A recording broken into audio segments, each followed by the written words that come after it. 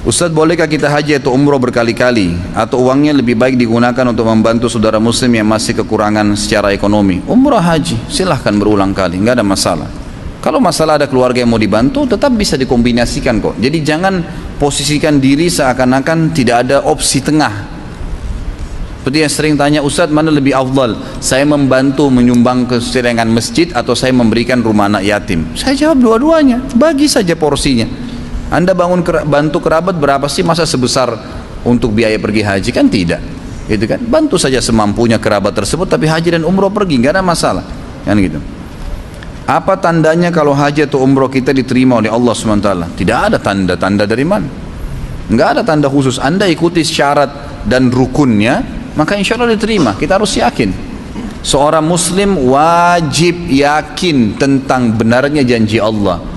Ustaz, saya sudah sholat, udah wudhu benar, udah hadap kiblat, udah masuk waktu, udah tutup aurat, udah coba membaca bacaan yang benar, gerakan yang benar. Sahkah sholat saya? Saya jawab sah. Harus yakin. Nggak boleh kita ragu. Diterima nggak ya? Loh diterima. Sudah kita ikutin syaratnya kok. Allah beda, bukan seperti pimpinan perusahaan kita. Dan itu. Yang bisa mungkin kalau dia tidak suka, dia kemudian tidak terima. Nggak ada ceritanya dalam hukum Allah, tidak ada itu. Gitu kan? Sebagaimana kita tidak boleh ragu orang yang berbuat dosa pasti dihukum, nggak ada toleransi dalam masalah itu. Sedangkan dia tobat saja ada pembersihannya, kan gitu.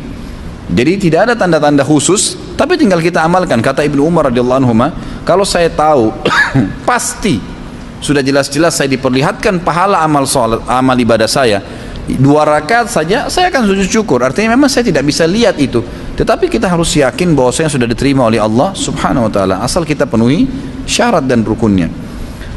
Bagaimana menurut Ustaz perihal kebijakan pemerintah untuk membatasi kesempatan haji sekali dalam seumur hidup? Ini memang sebenarnya kalau yang saya tahu keputusannya karena kondisi ya. Kondisi memang di Arab Saudi sekarang masjid Haram lagi direnovasi dan belum ada ada target penyelesaian, tapi belum pasti kapan. Gitu kan, dan memang dibatasi oleh kerajaan Saudi tentang jumlah orang yang pergi haji. Karena Indonesia ini Masya Allah. Nah, kalau dibuka pintu haji kita yang paling banyak di sana, gitu kan. Jadi ini sebuah karunia yang luar biasa ya. Saya Masya Allah bersyukur dengan Allah dengan niat yang baik ini. Sampai pernah ada pendeta di Jawa Tengah dianggap gagal berdakwah karena dia bawa banyak bagi hasil. Bukan, maksudnya dia bawa penghasilannya dari Romawi, dari Vatikan, itu untuk dibagi-bagikan ke satu kampung. Ini cerita subhanallah saya dapatkan dari dosen saya yang mengajarkan tentang perkembangan dunia Islam di tingkat 3 kuliah waktu itu di Madinah. Tentang Indonesia, tapi kita orang Indonesia tidak tahu kisah itu. Dia ceritakan, dia bilang ada satu pendeta pada saat itu dia mendakwahi Kristen satu kampung dan dia suka membagi-bagikan makanan, beras segala, sampai karena di situ orang tidak ada yang bimbing, tidak ada ustadznya, jadi sampai masjidnya itu disuruh oleh pendeta tadi untuk dijadikan sebagai gudang, taruh beras, taruh segala, nanti baru dibagi-bagikan supaya mereka tidak pakai sholat, dan mereka lakukan itu. Dan pada saat akan dibagi-bagikan dia panggil ke gereja untuk nyanyi-nyanyi sebentar baru dikasih pembagian. Orang masyarakat jahil tidak tahu, akhirnya mereka ikut saja. Difoto lah itu, dikirim ke Vatikan, dianggap satu kampung ini berhasil masuk Kristen. Ini kisah nyata menurut beliau kan. Jadi saya berani nukil karena beliau insya Allah terpercaya. Dosen saya yang saya sangat hormatin beliau, Dr. Abdullah Mustid ya. Saya tidak tahu sekarang beliau masih hidup atau tidak, tapi yang jelas beliau menyampaikan itu. Intinya pada saat itu beliau bilang dikirimlah berita gembira dari Vatikan ini, dia akan datang mengutus satu utusan yang membawa hadiah. Begitu datang ke sana diperlihatkan, betul nggak ini? Ternyata dikumpulin masyarakat, semua kumpul, gitu kan, hadir. Dan pada saat disuruh nyanyi gereja, mereka bisa nyanyi. Yang datang pakai kopiah hitam, pakai kopiah haji, ada ibu-ibu pakai jilbab. Wah ini benar murtad semua nih, gitu kan, masuk Kristen semua. Maka kata pendeta, kata yang utusan Vatikannya, coba tanya satu-satu semua masyarakat kampung ini, kita mau kasih apapun yang dia minta. Ada yang minta sapi dikasih, ada yang minta rumah dikasih, pokoknya apa saja dikasih sebagai tanda ini prestasi luar biasa gitu. Menurut dosen saya waktu itu sempat dibagiin kertas dan mereka memang berpendidikan sekolah, kemudian ditulislah gitu kan apa kemauannya dia. Pada saat itu subhanallah waktu dikumpulin surat, hampir semua menulis saya mau haji. Akhirnya pendeta ini dipecat, tidak berhasil rupanya. Itu salah satu cerita. Artinya orang kita Masya Allah kalau soal haji ini ya baguslah. Anda mau lakukan perjalanan dari Jakarta ke Padang dengan pesawat. Semisal Anda berangkat jam 18.30 dari Jakarta dan nanti akan tiba di Padang jam 20.30. Apakah Anda perlu melakukan sholat jamak atau qasar untuk sholat isyaknya? Bagaimana cara sholat jamak dan qasar tersebut? Kalau jam 18.30 ini belum masuk maghrib, menurut Anda sudah masuk ya? Sudah 6:30 kan? Ya antum sholat jamak qasar di bandara, di ruangan tunggu, antum sholat maghrib 3 rakaat, isyak 2 rakaat, itu saja. Selebihnya sudah nggak usah ya. Begitu saja caranya dan biasa qasar. Allahu alam. Dan ini sudah pernah saya titik beratkan kan, jangan sampai antum sudah jelas-jelas mau safar, antum masih belum mau jamak qasar. Ini keliru sebenarnya, itu keringanan dari Allah SWT, maka lakukanlah. Bolehkah seorang anak untuk mendahului orang tuanya dalam menunaikan ibadah haji, mengingat kedua orang tuanya tersebut sudah mulai uzur, sementara untuk berangkat haji bersama tidak cukup biaya? Bagaimana hukumnya Ustaz? Apakah setelah memberangkatkan kedua orang tuanya, seorang anak tidak punya kesempatan lagi untuk menunaikan ibadah haji di kemudian harinya?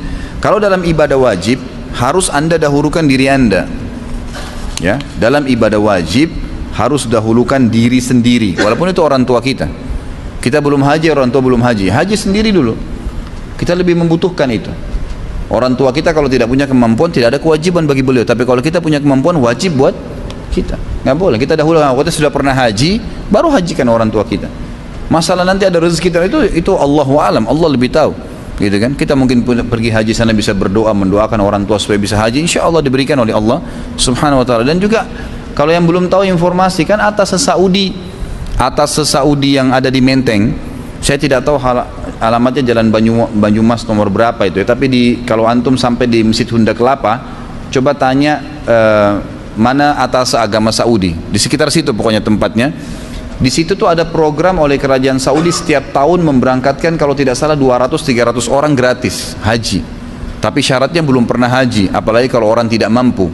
Laporin orang tua antum di sana, silahkan bawa informasinya gitu kan. Tapi harus pakai nama lembaga ya. Jadi coba cari nama yayasan, masjid, lalu rekomendasikan, insya Allah bisa berangkat haji gratis, semua ditanggung dari tiket pergi sampai pulang. Tiap tahun itu ada, tiap tahun gitu kan. Apa bedanya haji dengan umroh? Apakah pahalanya sama? Tentu beda. Umroh adalah ibadah kecil, ibadah sunnah. Sama antum tanya apa bedanya antara sholat duhur dengan qobliyah duhur? Qobliyah duhur sunnah, duhurnya wajib. Begitulah umroh dengan haji. Haji wajib ya, lebih besar pahalanya tentunya. Apakah semua nabi juga berhaji? Allahu alam. Saya tidak tahu kalau itu. Apakah semua nabi mempunyai syariat haji? Nggak tahu. Tapi yang saya tahu, yang tadi saya ceritakan, syariat haji pertama kali di zaman Ibrahim alaihissalam. Artinya sebelum Ibrahim belum pernah ada ibadah haji, karena rangkaiannya tadi adalah dari kejadian-kejadian keluarganya Ibrahim alaihissalam. Saya sudah panjang lebar ceritakan tadi. Jadi kalau kita ambil dari riwayat-riwayat itu, berarti sebelum Ibrahim tidak ada haji, kan gitu. Setelah Ibrahim baru ada. Bolehkah mengganti kain ihram jika kotor? Boleh, tapi dengan ihram lagi tentunya. Kalau laki-laki punya cadangan kain ihram, kalau perempuan boleh baju apa saja, yang penting dia niatkan ihram, jadi nggak masalah. Masya Allah, sampai sekarang pertanyaannya semua bagus masalah haji. Saat ini di sosial media ramai dibahas kesesatan Wahabi. Bagaimana menurut Ustaz? Wahabi mana yang dimaksudnya? Sekarang di Indonesia ini, jemaah sekalian, orang-orang Syiah lagi gencar-gencarnya mencari kesalahan ahli sunnah sekarang ini. Dan subhanallah, perilaku mereka di Indonesia persis perilaku mereka di Yaman sebelum terjadi perebutan pemerintahan kayak sekarang ini, persis sama, nggak ada bedanya. Jadi mereka di sana di Yaman itu mengemparkan isu-isu yang tidak benar tentang ahli sunnah dengan sama perkataan Wahabi. Seakan-akan Wahabi ini momok yang menakutkan, gitu kan? Dan itu pusatnya di Saudi. Padahal di Saudi ini orang belajar Al-Quran dan Sunnah, pusatnya. Nabi Muhammad SAW 13 tahun di Mekah, 10 tahun di Madinah, dan sampai hari ini sunnah Nabi SAW masih dijaga, masjidnya masih ada, ya. Kemudian ajaran-ajarannya masih semua sempurna. Dari mana kita bisa mempelajari kalau bukan dari tempat lahirnya Nabi dan tempat meninggalnya Nabi SAW? Apakah antum pikir Indonesia bisa lebih hebat agamanya daripada Saudi? Kan tidak mungkin. Maksud saya kota Madinah dan Mekah ya, sumbernya di sana, gitu kan? Tidak mungkin itu. Tapi itu diangkat seakan-akan momok menakutkan. Itu yang diangkat oleh mereka. Lalu kemudian pemerintah Yaman mulai menangkap-nangkapi ulama-ulama Sunni, dai-dainya, dengan anggap mereka teroris lah, mereka berpaham radikal, persis seperti di Jakarta sekarang, sama kejadiannya. Subhanallah, sayangnya pemerintah kita nggak membuka mata masalah ini, bahaya sekali. Saya sangat dukung ada salah satu mahasiswa tamat S3 kemarin di UIN, di Makassar berhasil menulis disertasi dan dapat nilai yang bagus. Itu dia tulis Syiah mengancam, ya, mengancam NKRI. Memang betul itu. Dan itu terjadi, mereka memang seperti itu. Pada saat pemerintah sudah nangkapin ahli sunnah, sampai banyak masjid ditutup, rumah-rumah tahfidz Quran ditutup, dai-dai dikejarin, dipenjarain semuanya, mereka membalik menguasai pemerintahan. Itu yang terjadi. Akhirnya pada saat pemerintah sudah dikuasain, semua masjid dibakar, dirusak, wah, penghafal Quran banyak dibunuh, udah luar biasa deh pokoknya. Makanya pada saat Presiden Yaman sadar, dia baru menyurat ke 6 negara Teluk untuk minta bantuan. Nah, masuklah Raja Salman membantu sekarang. Banyak orang tidak paham masalah itu, gitu kan? Ini bahaya sekali. Jadi kalau yang di Wahabi yang sering dilempar-lemparkan, dan saya tahunya itu sekarang, istilah Wahabi ini tidak ada lain kecuali itu. Semua yang dari Saudi dianggap Wahabi, kan gitu. Karena di sana itu orang menjalankan sunnah yang murni.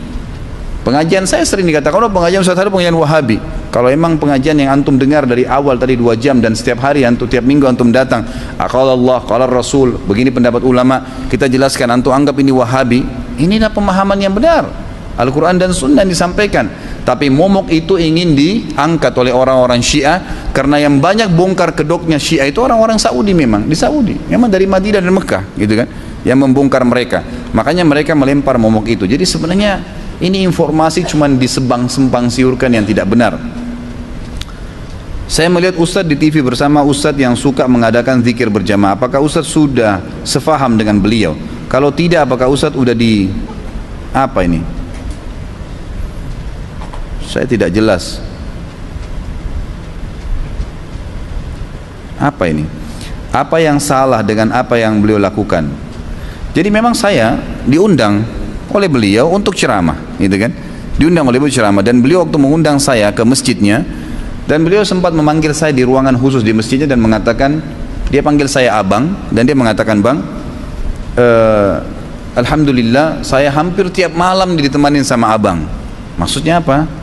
Dia liatin sama dia layar komputernya besar, dia bilang ini tiap malam saya nonton ceramah abang tentang dosa-dosa besar. Jadi apa yang antum lihat di sini ini dinonton oleh beliau setiap malam, dikhatam 2 jam, dia bilang sampai tidur, ikutin semua. Kemudian dia mulai banyak mengambil dari itu, gitu kan. Artinya alhamdulillah orang yang punya nama di Indonesia yang diikuti oleh banyak masyarakat awam bisa mengikuti pengajian-pengajian yang mengikuti sunnah Nabi SAW. Bukankah itu satu hal yang positif? Banyak orang subhanallah menganggap kalau ada orang seperti itu dimusuhin, dijauhin. Ini pemahaman dari mana ini? Gitu kan. Ini aset-aset umat yang harus didakwain, diluruskan, dirangkul, bukan malah dimusuhin. Gitu.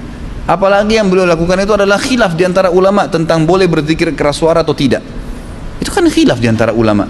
Ada yang mengatakan itu perbuatan bid'ah, ada yang mengatakan itu adalah bagian daripada, seperti Imam Nawawi mengatakan itu adalah ada hadisnya, gitu kan, tidak boleh mutlak disalahkan 100%.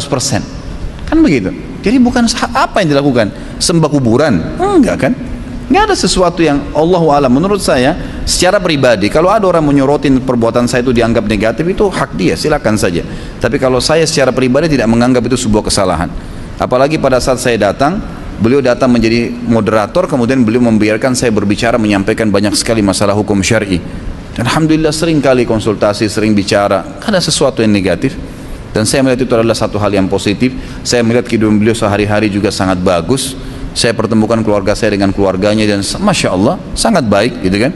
Alhamdulillah tidak ada sesuatu yang, saya tidak melihat hal yang riskan berhubungan dengan masalah kerusakan akidah atau apa. Tidak ada sesuatu yang fatal di situ.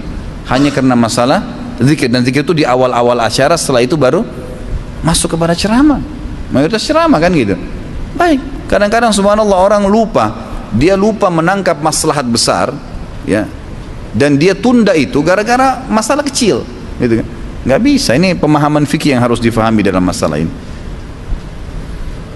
Bagaimana penabusan tentang perang di Yaman sudah saya jelaskan. Peperangan ini peperangan yang positif dan memang semestinya terjadi. Allahu alam. Nah, memang tidak layak lagi orang-orang itu dibiarkan, karena mereka, kalau antum mungkin tidak tahu, ya, tidak paham apa yang terjadi di Yaman. Pemerintah kita banyak yang tidak paham. Orang-orang Indonesia banyak tidak paham apa yang terjadi di sana. Mereka membakar masjid ratusan, membakar Quran, membunuh kaum muslimin. Dai-dai banyak dibunuh, para ulama. Tidak diekspos itu. Yang diekspos adalah penyerangan Saudi. Disorotin negara Wahabi menyerang, inilah dan itulah. Ini ketidakfahaman, gitu, ketidakfahaman saja. Menanggapi jawaban Ustadz pertanyaan Rabu lalu mengenai boleh tidak kita mendonor organ tubuh kita apabila sudah meninggal, maka sebaiknya jangan. Lalu apabila salah seorang keluarga mengalami masalah penyakit kronis hingga butuh transportasi ginjal, apakah kita boleh mendonorkan ginjal tersebut? Apakah ada dalilnya dari Quran dan Sunnah berkaitan dengan transplantasi ya organ tubuh? Saya tidak pernah bahas minggu lalu ini. Ini sudah lama saya bahas. Seingat saya minggu lalu nggak pernah bahas masalah organ-organan ini. Jadi Allah alam, yang saya tahu memang jangan. Pendapat jumhur ulama mengatakan tidak ada hak seseorang manusia mengeluarkan anggota tubuhnya diberikan kepada orang lain, kecuali yang memang sifatnya refill, terisi ulang, darah didonorkan, kita makan bisa kembali. Tapi kalau ginjal, mata, telinga, apa hak anda mencabut itu? Badan ini diberikan oleh siapa? Oleh Allah Subhanahu Wa Taala. Masalah keluarga kita membutuhkannya, kalau tidak bisa memang mau diapain? Memang tidak bisa. Serahkan saja kepada Allah Subhanahu Wa Taala, gitu kan? Bukan berarti kita tidak ikhtiar ya. Bukan berarti tidak ikhtiar, tapi memang tidak bisa. Yang saya tahu itu, kalau anda memang punya pendapat dari ustadz lain yang memang anda bisa pegangin, yang memang membolehkan, silahkan saja. Saya tidak melarang masalah itu. Boleh nggak apabila sholat membaca surah pendek berulang, misal rakaat pertama dan kedua kita membaca surah An-Nas misalnya, sebaiknya jangan diulangi surahnya, karena Nabi SAW tidak pernah mengulangi surah dalam dua rakaat yang bacaan yang sama. Misal rakaat pertama, rakaat kedua, An-Nas, dua-duanya itu tidak pernah disebutkan dalam riwayat. Tapi boleh dalam satu rakaat membaca beberapa surah. Itu Nabi SAW lakukan. Pernah beliau sholat malam dengan Abdullah bin Umar, beliau membaca 5 surah sekaligus, gitu kan? Al-Baqarah sampai An-Nisa. Bacaan tahiyat yang benar seperti apa? Apakah boleh ada bacaan salawatnya? Karena ada yang bilang tidak boleh ada tambahan salawat. Ada salawat. Siapa yang bilang tidak ada? Ada kan? At-tahiyatu lillah wassalawat sampai selesai, kemudian kita membaca Assalamualaikum ayuhan nabi wa rahmatullahi wa barakatuh, dan seterusnya kita membaca salawat. Ada salawatnya, itu riwayat sahih. Bisa kembali kepada buku panduan sifat salat Nabi yang sering saya bawakan itu, terbitan Pustaka Ibnu Umar. Katanya disarankan berbanyak doa saat sujud terakhir. Apakah benar? Bacaan seperti apa? Ataukah boleh mengucapkan doa secara umum saja yang kita minta? Boleh saja, dan bukan di sujud terakhir, di semua sujud. Karena sabda Nabi SAW, kalau kalian ruku agungkan Allah, kalau kalian sujud perbanyaklah doa, karena sangat jarang doa ditolak pada saat sujud. Saya akhwat yang bisa dikatakan sudah cukup umur untuk menikah, 30 tahun. Tadi saya sudah bilang jangan tanya menikah. Dan saya juga ingin segera menikah. Siapa ini? Siapa yang siap nih? Namun hingga saat ini belum ada jodoh yang didekatkan oleh Allah. Alhamdulillah bulan lalu saya sudah memutuskan untuk berhijab sebagai bentuk kepatuhan saya kepada Allah. Yang menjadi pertanyaan saya, bagaimana caranya saya untuk bersabar menghadapi hal yang ya Pak Ustaz, apa ini? Karena saya kadang sering banyak berpikir apa yang salah dengan saya, ditambah lagi banyak tekanan dari orang tua terutama ibu saya. Saya sangat ingin membahagiakan beliau, tapi kadang saya bingung bagaimana menyikapi sikap ibu saya yang selalu menekan saya sampai-sampai pernah jatuh sakit karena memikirkan saya. Kadang saya jadi berpikir untuk kabur dari rumah karena saya tidak mau jadi beban orang tua, karena saya belum menikah hingga saat ini. Saya tidak ngerti nih, ibunya larang nikah maksudnya.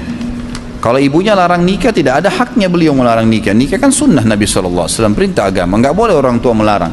Dan anda kalau sudah kedatangan laki-laki yang sudah jelas dalam agama dikatakan yang kalian ridhoi akhlak dan agamanya, itu kan jelas. Nah itu maka dinikah, maka terimalah nikahnya, gitu kan? Disuruh terima nikahnya, maka nikah saja. Subhanallah, semua orang biasanya diberikan sinyal, ya diberikan sinyal. Kalau memang ada sinyal datang, anda terima dan istikharah. Kalau juga belum datang, tidak ada masalah. Itu bukan satu beban, tidak usah jadi beban gitu. Karena memang itu adalah sebuah kejadian di muka bumi ini. Tapi setahu saya, Allahu alam, ulama mengatakan ya, tidak ada orang yang tidak ada jodohnya. Saya yakin pasti dalam kehidupan anda pernah terlintas ada orang yang berusaha untuk menikahi anda, tapi mungkin ada hal-hal yang jadikan sebagai bahan pertimbangan. Cobalah lebih peka dan berdoa kepada Allah Subhanahu Wa Taala. Kalau masalah orang tua anda atau ibu anda menahan anda untuk tidak menikah, itu tidak ada hak beliau di situ, tidak boleh. Dan kalau anda tetap menikah berarti bukan berarti durhaka, ya, bukan berarti durhaka. Bagaimana cara menjaga sholat untuk khusyuk? Bolehkah diulang-ulang jika merasa tidak khusyuk? Nggak boleh. Khusyuk ikuti rukun dan syaratnya, gitu kan? Ikuti wudunya benar, gerakannya dengan tumaknina, bacaannya dengan tenang, itu khusyuk. Konsentrasi maksudnya khusyuk itu. Ya bagaimana sih kita konsentrasi? Bagaimana antum pada saat lagi lapar atau lagi makan ayam sama sambal, bagaimana caranya untuk konsentrasi? Jangan bayangkan makanan lain. Kalau bayangkan kambing, sapi, semua tidak enak nanti ayamnya, gitu kan? Konsentrasi, makan di situ, fokus. Kalau orang lagi menikah, berhubungan biologi sama istrinya, jangan bayangkan wanita lain. Tidak mungkin dia fokus, ya memang begitu, konsentrasi. Dan itu bagian daripada zina yang dilarang, gitu kan? Contohnya, seperti itulah kalau sholat, jangan bayangkan yang lain. Tepis semua godaan syaitan, karena setiap kita sholat, setiap kita ibadah pasti terlintas godaan syaitan. Kita boleh tolak, kita punya hak untuk tolak. Tentu kiat-kiatnya banyak yang mengikuti syarat dan rukun. Kemudian juga sadar kalau ada syaitan yang akan menggoda, dan jangan terima opsi-opsi syaitan kan terus menyerang ya. Ingatin kunci yang hilang, kita tolak. Diingatin janjian, ditolak. Kita diingatin pertengkaran, kita tinggal tolak aja. Selama kita tidak iyakan, berarti kita tetap dapat pahala maksimal. Karena tidak mungkin kita mengatakan tidak ada godaan syaitan, nggak mungkin. Dalam semua ibadah pasti akan ada godaan syaitan. Apakah jika terlintas pikiran kotor, sholatnya tetap sah? Tetap aja. Tapi kenapa harus ada pikiran kotor? Apakah sholat subuh yang dicontohkan Rasulullah SAW dengan kunut? Kalau yang hadis sahih tidak. Kalau yang hadis sahih tidak. Dan beliau pernah kunut subuh itu pada saat kunut nazilah, ya, di mana ada penyerangan atau pembunuhan 70 sahabat oleh beberapa suku Arab yang berkhianat, ya, yang berkhianat. Masalah riwayat yang mengatakan Nabi SAW tidak pernah meninggalkan kunut, ya, ini pada waktu subuh sampai beliau meninggal, ini dilemahkan oleh para ulama karena ada beberapa rawinya yang memang dinilai lemah oleh para ulama. Tapi ini bukan satu hal yang harus diperselisihkan, ya. Allahu a'lam. Saya tetap melihat seperti pendapat Ibnu Qayyim rahimahullah. Beliau tidak menjadikan itu sebuah permasalahan. Kalau antum masuk ke masjid lagi kunut, antum kunut saja bersama mereka, ya kan gitu. Sampai Imam Ahmad mengatakan, siapa yang sedang sholat dan imamnya kunut dan dia tidak mau ikut, maka sebaiknya nggak usah dia sholat berjamaah. Artinya ikut saja. Imam Ahmad yang mengatakan, melemahkan hadis tentang kunut subuh, beliau mengatakan kalau sedang sholat bersama imam yang kunut, kunut saja. Dan yang tidak mau kunut, nggak usah ikut sholat berjamaah. Artinya lebih baik kunut, ikut saja, gitu kan. Itu pendapat Imam Ahmad yang memang melemahkan hadis tersebut. Jadi ini bukan hal yang harus diperselisihkan.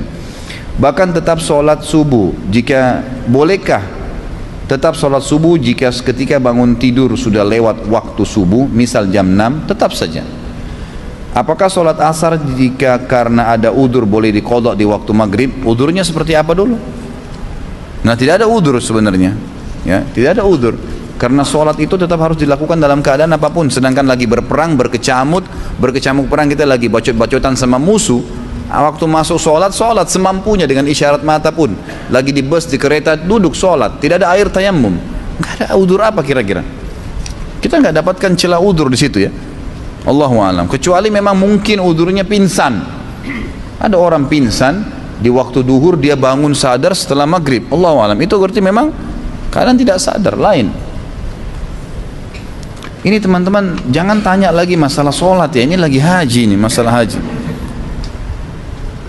Bolehkah kita mendengarkan musik sekalipun itu musik bernuansa islami? Sudah berapa kali saya jawab ini. Musik tidak bisa ketemu dengan Al-Quran, nggak bisa, ikhwah dan akhwat sekalian.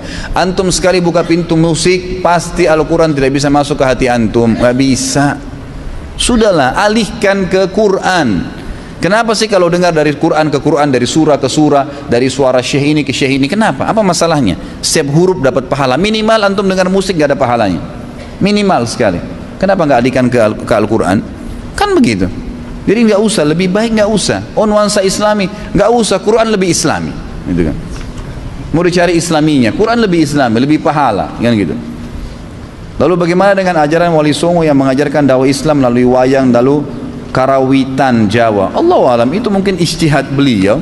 Semoga Allah ampuni kalau salah, semoga Allah berikan balasan kalau benar, gitu kan. Tapi yang kami pelajari tidak ada seperti itu, gitu kan. Penyebaran Islam di tanah air Jawa tidak terlepas dari peran Wali Songo. Wali Songo lagi. Wali Songo mengadopsi pendekatan secara kultur berdasarkan adat kebudayaan.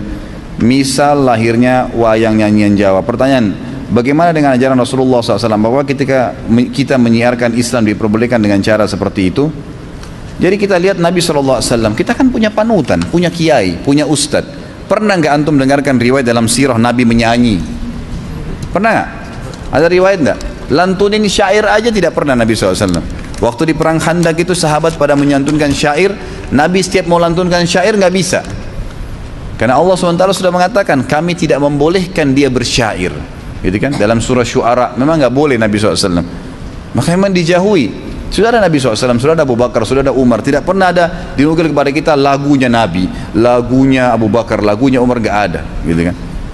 Ikuti dakwah mereka, sudah selesai. Udah. Jangan ditambah-tambah, jangan dikurangin. Gitu kan? Jadi nggak perlu kita nambah-nambah metode dakwah itu. Anak akhwat, mau nanyakan bagaimana caranya Ustaz untuk bisa memperbaiki akhlak dan menghiasi diri dengan akhlak yang mulia. Sedangkan diri ini kadang masih suka terpancing emosi, gampang marah dan juga kurang supel. Bagaimana solusinya Ustaz? Ilmu agama, ilmu. Kalau kita terbiasa dengan satu perbuatan buruk, maka cari tahu ancamannya Allah di sifat buruk itu. Biasa bohong, suka emosi, kan gitu. Apalah ya sifat-sifat buruk. Maka kita tinggal cari ancamannya Allah di situ. Apa sih? Kenapa Allah larang? Oh ternyata orang yang bohong itu diginiin, nanti orang yang riba itu diginiin, orang yang zina itu diginiin. Jadi kita akan tinggalkan dengan sendirinya. Cara yang terbaik pertama nuntut ilmu dan cari hal-hal yang kita masih belum bisa ubah ancaman Allah di situ apa. Yang kedua, bentuk komunitas, berteman dengan orang-orang yang baik. Ini selalu saya ingatkan. Berteman dengan orang yang kalau ketemu selalu ngomong masalah pengajian, masalah ilmu, masalah hadis, masalah sabab nuzul, kisah para sahabat dan sahabiat, ini yang kita temanin. Maka kita akan otomatis terpengaruh, gitu kan? Otomatis terpengaruh dengan teman-teman tersebut. Kemudian lingkungan, tempat kita bekerja, tempat kita biasa interaksi, cari tempat-tempat yang memang membantu kita untuk itu, supaya kita bisa islami, insya Allah bisa. Anak baju hijrah di tahun kemarin, apakah ada tandanya jika taubat kita diterima oleh Allah SWT? Tidak ada tanda. Tidak pernah ada tanda-tanda taubat itu akan diterima atau tidak. Itu setahu saya Allah Alam tidak ada. Tidak ada masalah itu. Jadi taubat saja, ikuti syaratnya dan yakinlah Allah terima. Begitu saja dengan izin Allah Subhanahu Wa Taala. Saya memilih dua orang tua kandung dan angkat. Saya memiliki dua orang tua dan angkat. Saat ini saya tinggal bersama keluarga angkat saya. Dari kecil saya bersama mereka. Saat ini saya dilema dengan mengurus orang tua angkat saya atau kandung yang lebih utama. Sedangkan orang tua kandung ada di Jatim. Tentu orang tua tetap orang tua kandung. Orang tua angkat kita tetap berbuat baik dengan mereka, gitu kan, semampunya. Tapi tidak boleh meninggalkan orang tua. Kalau orang tua kita pun tidak urus kita waktu kecil, meninggalkan kita, membengkalikan, memukul kita, hukum syar'i atau mereka kafir, hukum syar'i kita nggak boleh meninggalkan bakti dengan mereka, nggak bisa, nggak gugur itu, terpisah ya. Masalah orang tua tidak memberikan haknya anak, dia berdosa. Tapi masalah anak membalasnya dengan durhaka nggak boleh, dia juga dosa, nggak bisa, nggak ada udurnya untuk itu. Dahulukan orang tua, tetap saja. Masalah di Jatim mungkin bisa dikirimin apa kebutuhannya, dibantu. Karena di Jakarta tetap kita tinggal serumah dengan orang tua angkat dan kita memberikan yang kita mampu. Tetap kita prioritaskan orang tua kita. Bagaimana cara membayar dam umroh yang sekian tahun yang lalu ketika sudah ambil mikot pakai minyak kayu putih, lupa untuk bayar dam ketika itu dan mutawifnya bilang tidak perlu bayar dam. Jazakallah khair. Saya mau tanya dulu, atau ini dijawab secara, tentu dijawab sendiri ya bagi penanya. Kalau seandainya pada saat itu Anda pakai minyak kayu putihnya sengaja, tahu hukumnya itu tidak boleh, tapi dipakai, maka itu kena dam. Dan caranya sederhana, kalau ada keluarga yang lagi umroh, ada yang lagi haji, titipin aja uang. Atau Anda datangin travel mana saja di Jakarta, sampaikan mungkin terutama insya Allah travel-travel yang sudah mengikuti sunnah, datangin, saya pernah harus bayar dam di musim haji, tolong saya titipin ini. Berapa sih dam? 400 real, ini 400 real saya bayar, gitu kan? Itu bisa, sekapan saja Anda datangin bisa. Tapi kalau Anda lakukan tidak sengaja, setelah pakai baru sadar, itu tidak ada dam memang, nggak ada dam di situ, tidak sengaja, gitu kan? Apakah boleh berdoa sambil menangis dan menempelkan wajah, dada dan tangan ketika berdoa di multazam? Ini tidak ada sunnahnya. Tidak ada pernah ada riwayat menjelaskan di multazam boleh orang melakukan bergelantungan, menciumnya atau menempelkan pipi, ini tidak pernah. Tapi memang banyak orang yang melakukan ya. Banyak orang melakukan di pintu Ka'bah. Setahu saya tidak pernah ada riwayat yang menjelaskan masalah itu. Apa itu dam di dalam haji? Dam itu kurban, disembelihnya kambing karena pelanggaran yang terjadi. Apakah tahallul merupakan sunnah dari zaman Nabi Ibrahim alaihissalam? Allahu alam kalau tahallul. Saya tidak tahu. Yang saya tahu dari zaman Nabi sallallahu alaihi wasallam. Apakah itu dari zaman Ibrahim? Karena tadi rentetan sejarah semua memang tidak ada tahallul. Tidak ada tahallul ya. Jadi yang kita tahu Allahu alam, mungkin ada, saya tidak tahu. Yang saya tahu di zaman Nabi sallallahu alaihi wasallam. Apakah menaruh barang ketika hendak sholat merupakan perbuatan bid'ah? Karena ada ustadz sunnah yang bilang mengeluarkan handphone, dompet dan lain-lain ketika hendak sholat perbuatan bid'ah. Allahu alam, yang saya tahu tidak, dia ada masalah. Kalau darurat, ya, misal handphone bunyi mengganggu, maka boleh dipencet, tapi bukan melihatnya, gitu kan? Jadi kalau darurat sekali, karena ini ada hadis Bukhari menjelaskan. Nabi SAW pernah mengatakan kalau seseorang di antara kalian lagi sholat terganggu dengan ingusnya, atau lendir karena dia lagi batuk, maka sebaiknya dia mengeluarkan ke sebelah kirinya, karena di depannya Allah dan sebelah kanannya malaikat. Ulama mengambil daripada hadis Bukhari ini yang sahih, bahwasanya boleh seseorang kalau terganggu dalam sholat menyelesaikan itu, tapi sebatas mengingatkan. Makanya fatwa ini dilebarkan oleh para ulama sekarang, seperti orang kalau safnya tidak rapat di sebelah, ditarik tangannya temannya di sebelah untuk merapatkan saf, dibolehkan. Saf kosong dia melangkah, karena hadis Nabi SAW mengatakan sebaik langkah yang terbaik di muka bumi adalah langkah yang memenuhi saf yang sedang kosong, kan gitu. Jadi Allahu alam, kalau saya lihat dari pendapat-pendapat ulama yang saya ketahui, kalau itu darurat maka nggak ada masalah, darurat gitu kan, bukan disengaja. Dan Imam Syafi'i rahimahullah mengatakan ini pendapat yang paling tegas ya dalam masalah gerakan sholat. Beliau mengatakan kalau orang melakukan gerakan sholat 3 kali secara sengaja, sia-sia, batal sholatnya, kata Imam Syafi'i. Tapi dalam 3 kali itu adalah kalau terisi dengan gerakan sia-sia. Selama bukan gerakan sia-sia, darurat, dia flu berat, netes terus ingusnya, maka dia darurat. Kalau dia tidak ngusap dengan sapu tangan atau tisu, maka akan terus mengganggu sholat dia dan bisa mengotori sejadah, maka boleh dia mengusapnya. Ini bukan gerakan sia-sia, karena Imam Syafi'i pun yang paling tegas dalam pembatalan sholat dengan gerakan mengatakan kalau 3 kali sia-sia. Tapi kalau 3 kali itu tidak sia-sia, maka tidak ada masalah bagi beliau. Jumhur ulama lebih terbuka lagi, jadi kan lebih terbuka lagi. Apakah bacaan ketika hendak iqamah? Adakah bacaan ketika hendak iqamah sebagaimana ketika azan, ada azan? Yang saya tahu adalah mengikuti seperti ucapan muadzin pada saat iqamah, karena Nabi SAW mengikutinya.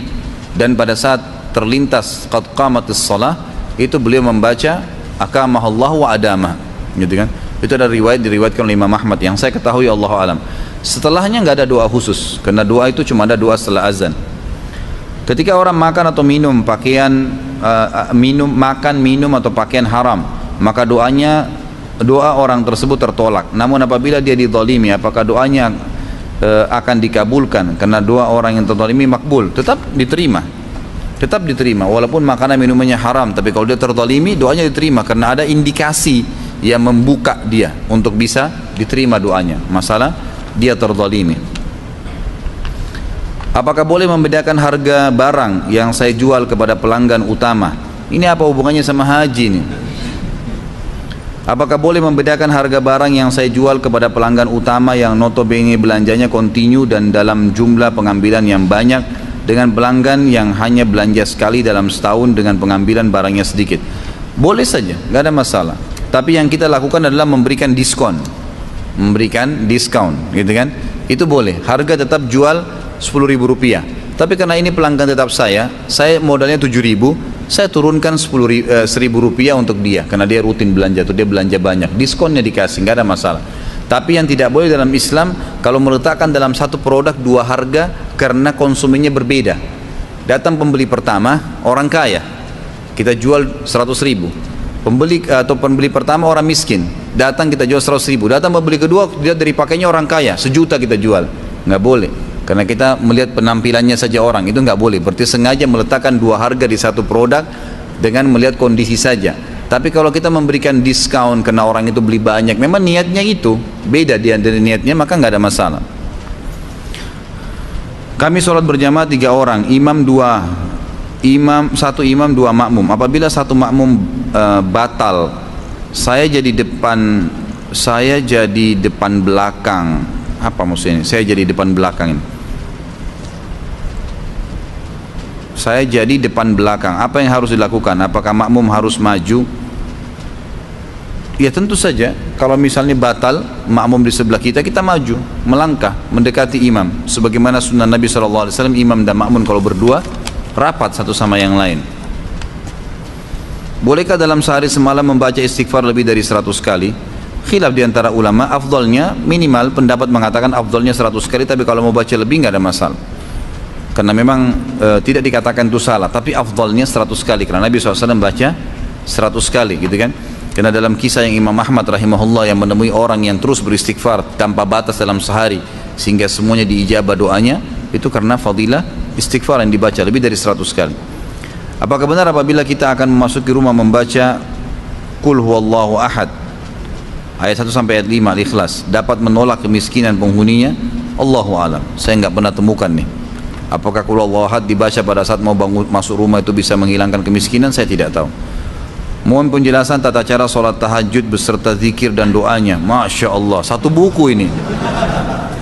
Kembali ke buku, ada buku penjelasan tentang sholat tahajud dan ada buku kecil kan pustaka Ibnu Umar itu. Tahajud dan tata caranya, bacaannya dan segala itu panjang lebar. Saya jelasin sampai subuh nanti. Ada dua hal yang mengganjal. Apa hukumnya berangkat haji dengan visa bisnis, haji non kota? Tidak ada masalah. Boleh-boleh saja. Ya, karena visa itu kan memang dikeluarkan oleh kerajaan Saudi, dibolehkan. Saat ini banyak travel membolehkan wanita tanpa mahram berangkat umroh haji dengan dalih pemerintah mahramnya. Apa hukumnya?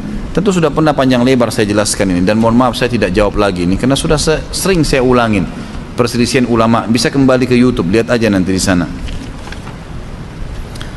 Ustaz, ada yang ingin saya tanyakan, bagaimana hukumnya berhaji dengan uang hasil berhutang? Ini ulama lebih cenderung mengatakan boleh tapi dengan syarat dia yakin dia bisa bayar. Artinya gini, kita ada income, ada pendapatan, ada bisnis, ada gaji, gitu kan? Ada seseorang bilang kamu pergi haji aja, nanti kamu bayar. Tiap bulan kita bisa cicil, nggak ada masalah, karena kita tahu kita bisa bayar. Yang tidak boleh berhutang dan tidak jelas. Kita tidak tahu kapan bisa bayar, tidak ada aset, nggak ada sesuatu, ini tidak boleh. Karena ini berarti masuk memaksakan diri dan dia bukan orang yang mampu pada saat itu, gitu kan? Tapi dia masuk mampu kalau dia memang sudah ingin berhutang, kemudian dia yakin dia bisa membayarnya. Apakah ibadah haji seseorang sah apabila tidak semua rukun haji dikerjakan karena orang tersebut meninggal, semisal saat mengerjakan tawaf meninggal? Tentu kalau dia sudah hadir di Arafah, sah hajinya. Sudah Arafah ya. Kemudian nanti dia tawaf ifadah meninggal atau lagi sa'i meninggal atau lagi mabit di Mina meninggal, itu sudah sah saja, gitu kan? Tapi kalau dia meninggal sebelum haji, maka insya Allah kita berharap Allah berikan pahala haji ya. Tapi apakah dia sudah berhaji? Ya belum pada saat itu, karena belum hadir di Arafah. Berapa waktu yang lalu saya bertemu dengan orang yang meyakini bahwa Allah tidak berada di atas arsy. Menurut pemahamannya Allah tidak sama dengan makhluknya karena makhluk itu memiliki dimensi tempat. Sedangkan dengan meyakini Allah berada di atas arsy, artinya meyakini Allah memiliki dimensi tempat, atau dengan kata lain menyamakan Allah dengan makhluknya. Adapun ayat Al-Quran tentang keberadaan Allah di atas arsy bukan seperti itu memahaminya, dan ayat tersebut harus ditakwil. Pertanyaannya, bagaimana pemahaman ini bisa berkembang? Apakah para ulama salaf pernah menghadapi kaum yang berpikiran seperti ini? Ini sebenarnya karena keluar dari rel hadis Nabi SAW. Nabi SAW sendiri tidak pernah berbicara tentang bagaimana bersemayamnya Allah di atas arsy. Para sahabat juga mendiami masalah itu, dan sudah dinukil kepada kita dari Imam Bukhari, dari Imam Muslim, dari banyak ulama-ulama hadis. Mereka mengatakan kita mengimani Allah berada di atas arsy sebagaimana Allah menceritakan. Allah menyebutkan tsumma stawa 'alal arsy, Allah bersemayam di atas singgasananya. Kenapa harus kita takwilkan? Untuk apa manfaatnya mentakwilkan itu? Takwil artinya mengalihkan maknanya. Untuk apa kita takwilkan? Sementara memang begitu datangnya dalam Al-Quran. Akhirnya nanti kan jadi rumit sendiri, gitu. Jadi susah sendiri. Maka saran saya nggak usah ditakwilkan. Untuk apa ditakwilkan? Kita imani sebagaimana datang seperti itu. Allah bersemayam, ya Allah bersemayam di atas arsy-Nya. Ada lagi yang kembangkan pengatakan kan kalau Allah itu adalah awal. Allah itu awal. Berarti kalau kita mengatakan Allah itu awal, berarti Allah itu ada sebelum singgasananya. Ya gitu kan. Bagaimana memahaminya? Loh, kita jangan terlalu jauh mengorek-ngorek dalil yang kita tidak punya ilmu di situ. Masalah Allah memang awalnya menciptakan qalam, kemudian apakah waktu itu sudah diciptakan arsy atau tidak, kan tidak ada penjelasan. Tapi yang jelas hadis cuma mengatakan awal yang Allah ciptakan qalam, lalu Allah suruh tulis, gitu kan. Baik, apakah Allah waktu itu membutuhkan arsy atau tidak? Untuk apa dibahas? Allah SWT zat yang tunggal, yang mampu apapun, gitu kan. Tidak perlu dibahas masalah itu. Kita tahunya Allah menciptakan kalam di awal, iya, kita imani itu. Allah setelah itu menciptakan langit dan bumi, kemudian bersemayam di atas arsy-Nya. Sudah kita imani seperti itu. Jangan ditakwilkan, jangan dialihkan ke mana lain, karena nanti kita ya akan mengalihkan kemana-mana, karena kita tidak punya ilmu di situ. Cukuplah, gitu kan, sebatas yang kita tahu saja. Tolong jelaskan merek apa ini? Celak Mekah yang bisa mengobati mata. Sebab kemarin saya lupa mencatat. Tolong sebutkan namanya, Ustaz. Bukan celak Mekah. Celak yang disunahkan oleh Nabi SAW, gitu kan? Kalau celak yang disunahkan Nabi SAW itu namanya ithmit. Ithmit, alif, tha, mim, dal. Kata Nabi SAW, pakailah ithmit karena dia akan menguatkan pandangan mata kalian dan menumbuhkan bulu mata. Ithmit ada dua macam, ada yang merah, ada yang hitam, ada yang panas dan ada yang dingin. Biasanya itu dipakai di zaman Nabi SAW. Kalau yang panas itu dipakai di musim dingin, kalau yang dingin dipakai di musim panas. Dan biasanya kalau yang panas itu yang berwarna merah. Jadi kalau antum beli ithmit itu banyak kok, di mana-mana, di Tanah Abang sini banyak, gitu kan. Kalau lagi umroh juga boleh, harganya sekitar 10-15 rial kalau di Saudi. Bisa dibeli kemudian dipakai, laki-laki dan perempuan boleh pakai, nggak ada masalah, gitu kan. Dan sudah saya jelaskan pertemuan yang lalu. Jadi kita letakkan di antara bulu mata kita, boleh saja, gitu kan. Tapi kalau antum pakai yang merah biasanya panas, jadi jangan kaget. Memang itu biasa dipakai di musim dingin, gitu kan. Kalau dia dingin, musim dingin biasa dipakai yang hitam. Jadi boleh-boleh saja, nggak ada masalah. Namanya ithmit. Namanya ithmit. Allahu a'lam. Jadi kalau ada yang salah tentu dari saya. Kalau ada yang benar dari Allah Subhanahu wa taala. Subhanakallahumma bihamdika asyhadu an la ilaha illa anta astaghfiruka wa atubu ilaik. Wassalamualaikum warahmatullahi wabarakatuh.